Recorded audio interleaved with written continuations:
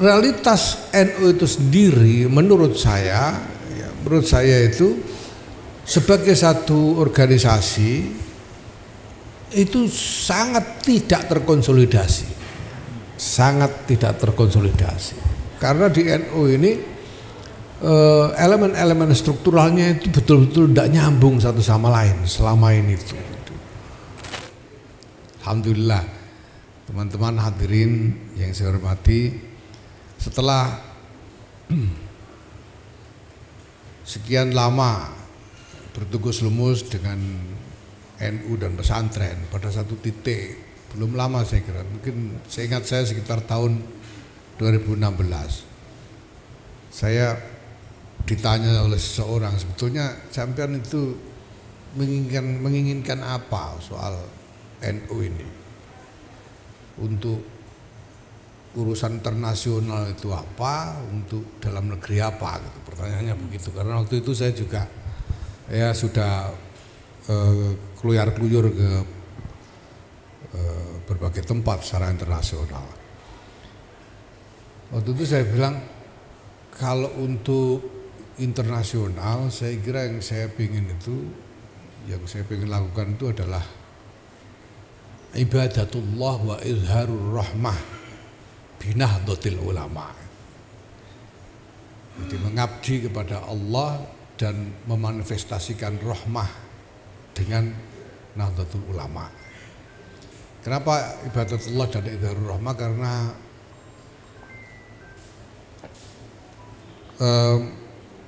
saya yakin, jadi saya berpikir bahwa akhlakul karimah itu isinya yaitu akhlakul karimah itu isinya ibadatullah dan izharur rahmah. Kalau kita lihat segala macam jabaran dari ajaran-ajaran yang semuanya sebetulnya bingkainya adalah akhlakul karimah, isinya itu ya ibadatullah dan izharur rahmah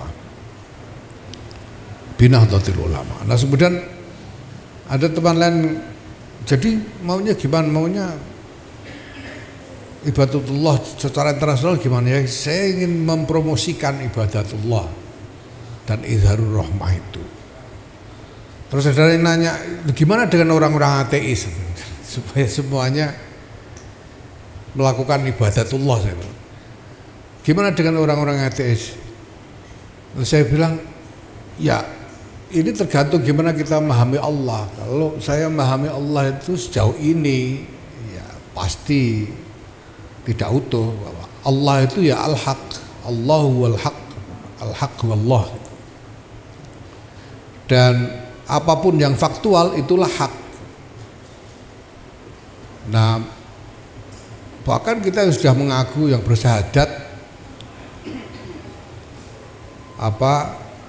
yang sudah masuk Islam, ini belum tentu mengetahui semua kebenaran. Kita hanya meyakini saja tentang kebenaran, mengetahui tidak.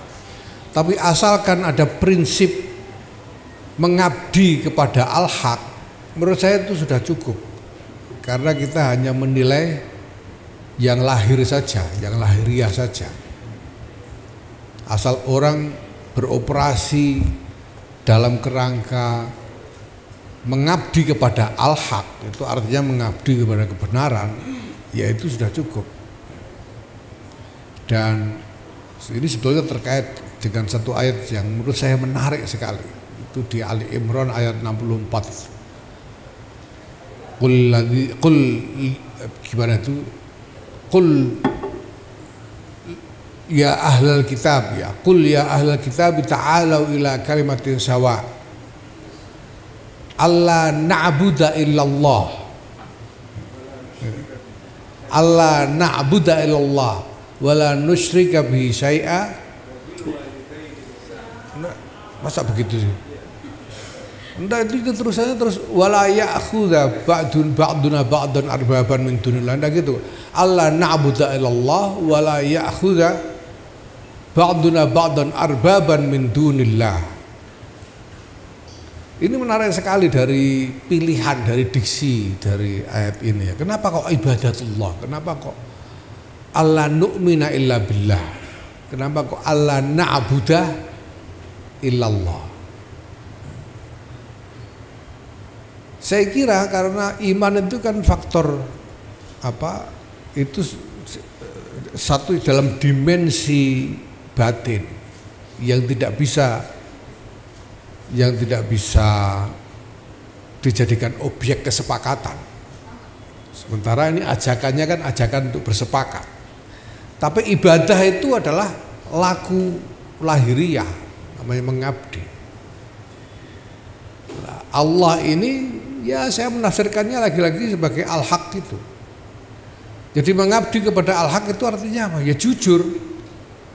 Artinya kita jujur, kita hanya mengabdi kepada kebenaran, bukan. Makanya wala ya'khudha ba'duna ba'dan arbaban min dunillah. Kenapa bukan alihatan min dunillah? Karena bukan soal sembah menyembah. Ini soal kendali. Karena Rob itu penguasa pengendali.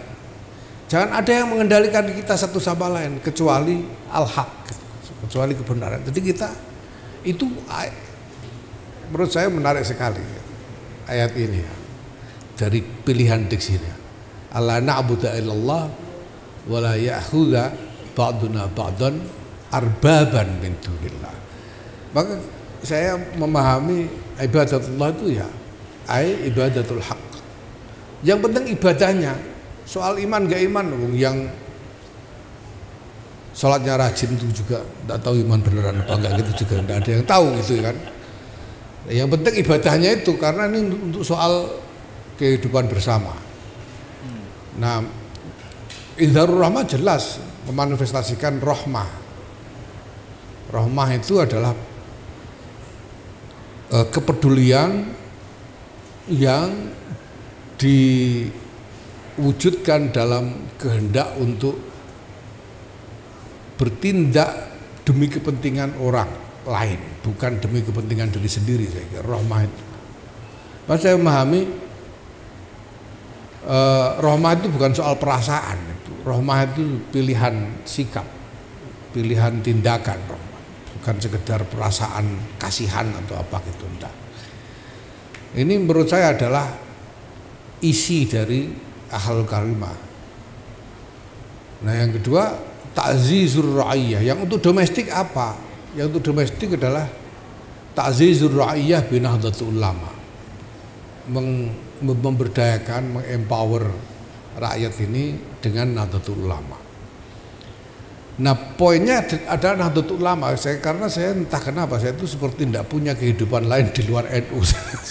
Selama itu saya itu gimana? Saya itu kelas 1 SMP sudah ikut muktamar. Maksudnya saya tidak tahu di mana itu kelas 1. Saya sudah ikut muktamar, bahkan Pak Fahri di Semarang itu. Jadi saya sejak itu ya sudah otak saya isinya NU aja.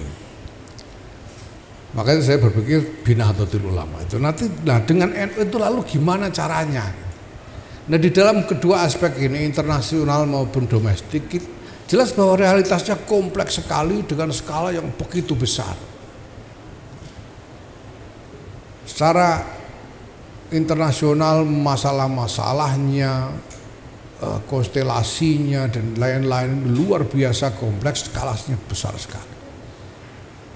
Begitu juga domestik, masalah-masalahnya rakyat ini juga skalanya besar sekali. Apalagi soal rakyat secara umum, sedangkan unit-unit layanan tradisional NU itu sendiri sudah berkembang dengan skala yang begitu besar. Pesantren itu sudah di lingkungan NU sendiri saya kira sudah 30-an ribu pesantren itu. Kalau cuma bicara pesantren ya, belum sekolah-sekolah yang 20-an ribu dan lain sebagainya. Dan warga yang mengaku NU yang sudah 57,2% dari penduduk muslim menurut surveinya Hasanuddin Ali ini Ali lagi ini Hasanuddin Ali. Ali semua. Ini gimana mengadresnya? Nah nah realitas NU itu sendiri menurut saya itu sebagai satu organisasi itu sangat tidak terkonsolidasi. sangat tidak terkonsolidasi. Karena di NU ini elemen-elemen strukturalnya itu betul-betul tidak nyambung satu sama lain selama ini itu. Ya, ini jalan sendiri, itu jalan sendiri. Dulu itu, waduh sampai ini elemen struktural ya, belum bicara soal yang kultural. Yang kultural, waduh lebih gedabiah lagi.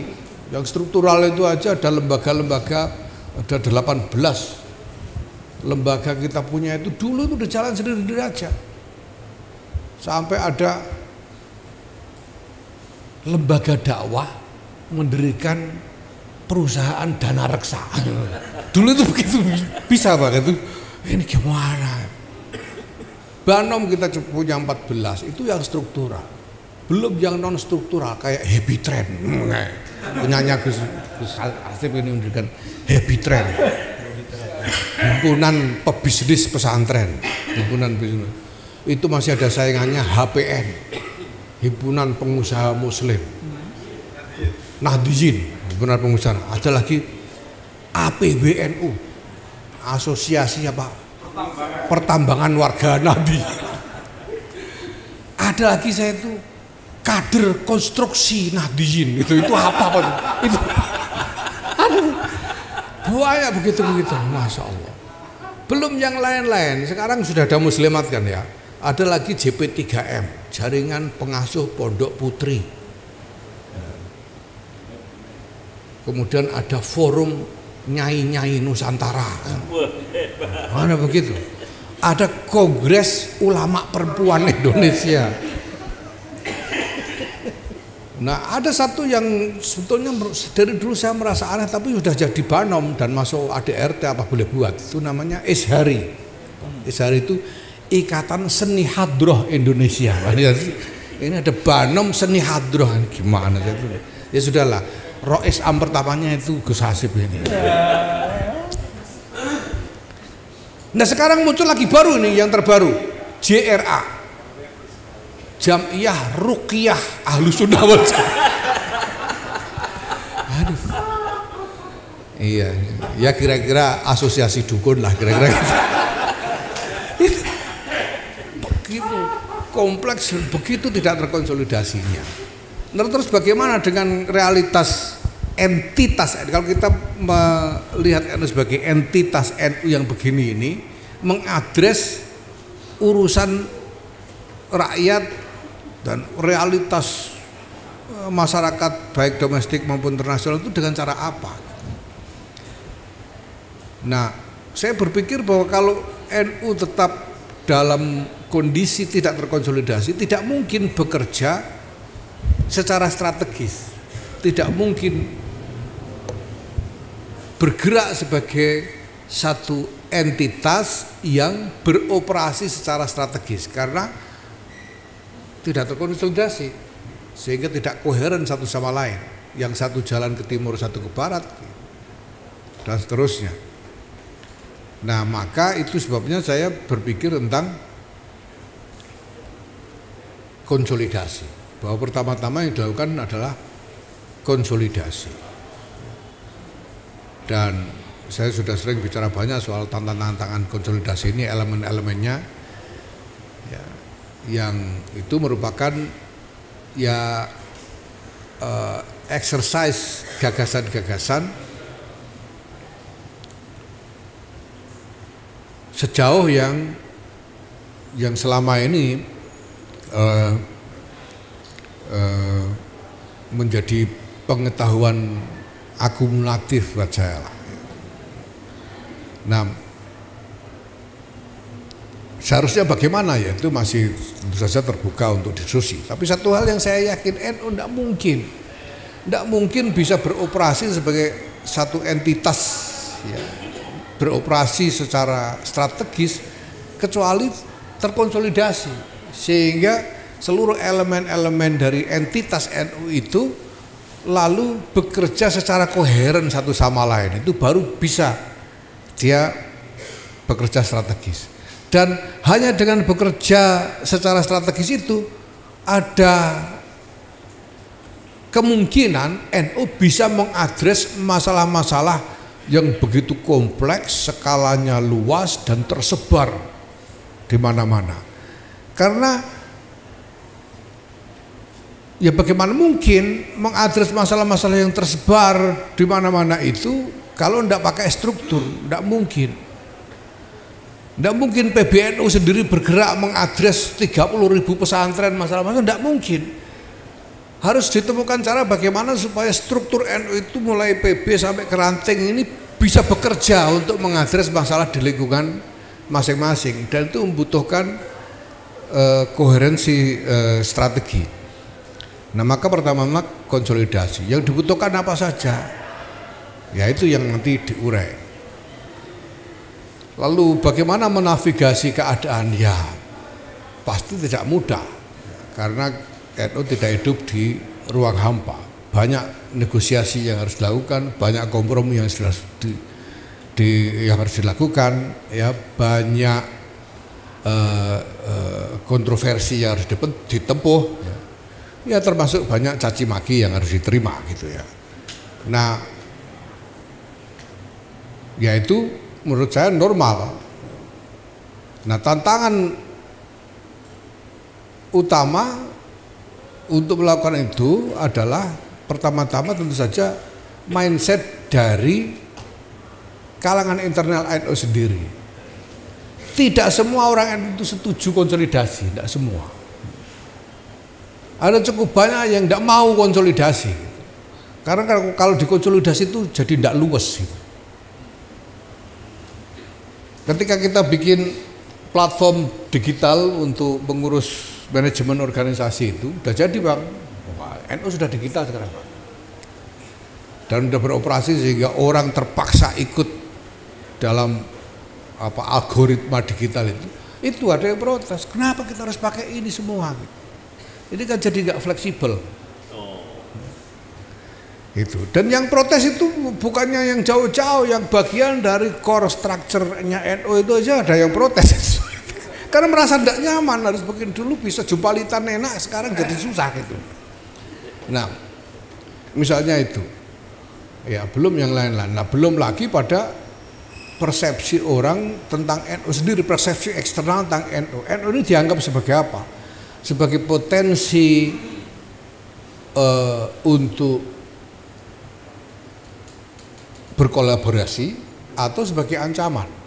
Karena mungkin saja di luar sana ada pihak yang melihat NU sebagai ancaman potensial karena kepentingan-kepentingan tertentu, sehingga tentu juga melakukan ini itu untuk menghalang konsolidasi saya kira.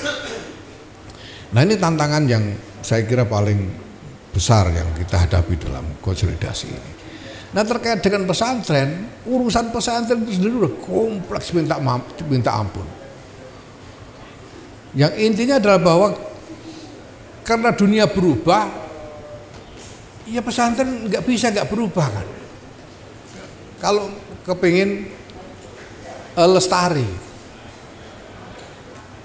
makhluk hidup itu tidak punah kalau dia mampu beradaptasi. Yang punah-punah itu kan yang gagal beradaptasi. Darwin ya. Ya kira-kira gitulah Pak. Soal manusia asalnya kera atau enggak itu kan soal lain. Tapi bahwa sejauh ini siapapun yang gagal beradaptasi, ya dia susah untuk survive. Sampai kungfu aja sekarang ada jurus yang adaptasi itu. Pakai Tai Chi itu kan jurus adaptasi aja, beradaptasi dengan lawan. Saya kira itu, nah ini kemampuan beradaptasi. Nah, pesantren kalau mau beradaptasi berarti kan harus mau berubah. Nah, soalnya kemudian kan pesantren punya warisan tradisi panjang dan dalam. Nah, di situ ada kontroversi mengenai apa yang harus dilepas dari warisan tradisi dan apa yang harus diterima sebagai unsur baru demi adaptasi, kan itu. Jadi ada proses negosiasi di situ yang harus dilalui dan itu pasti tidak mudah. Nah, yang diperlukan sebetulnya pertama-tama adalah satu wawasan tentang visi masa depan pesantren yang koheren. Pesantren mau dijadikan apa di masa depan ini? Jadikan seperti apa? Karena tidak bisa seperti dulu lagi. Kalau dulu Gus Dur misalnya membuat teori tentang pesantren sebagai subkultur, apakah subkultur itu hari ini masih ada, Bang Fahri? Karena batas-batas sosial itu sudah semakin tidak relevan. Dulu pesantren mungkin bisa mengasingkan diri dari lingkungan sehingga kiai bisa berperan sebagai broker. Sekarang santrinya belanja sendiri-sendiri, gak lewat kiai. Jadi udah susah ini. Nah, kita harus pikirkan lalu positioningnya bagaimana, ini harus kita pikirkan. Pertama-tama saya kira harus ditemukan. Saya sendiri saya belum bisa menawarkan visi apapun tentang pesantren masa depan seperti apa. Tapi menurut saya itu penting dipikirkan. Kalau kita masih ingin ada sebutan pesantren di dalam lingkungan kehidupan masyarakat kita. Kalau enggak ya sudah, enggak usah pakai pesantren juga enggak apa-apa gitu. Nah, tapi kalau tetap pesantren itu negosiasinya kan itu apa yang dilepas, apa yang diadopsi. Nah, karena sekarang realitasnya sudah terlanjur ada begitu banyak pesantren, ya, apalagi muncul pesantren-pesantren baru dengan bentuk yang kita tidak tahu lagi seperti apa. Pesantren baru ini tidak tahu. Menurut Pak Basnang, Direktur Pondok Pesantren, temannya Pak Inung ini, katanya sejak Undang-Undang Pesantren tahun 19 itu ada lonjakan tambahan didirikannya pesantren. Jadi sampai tahun 19 itu menurut Direktur Kemenang ada sekitar 30-an ribu pesantren. Dari tahun 19 sampai 2024 itu tambahnya lebih dari 10.000. Sekarang sudah lebih 40.000. Nah, pesantren baru ini makhluk apa? Gak ada yang tahu. Kemenang aja tidak tahu ini. Ya, apalagi NU.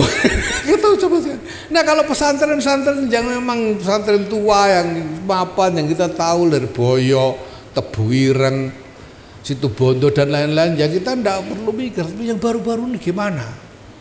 Isinya apa?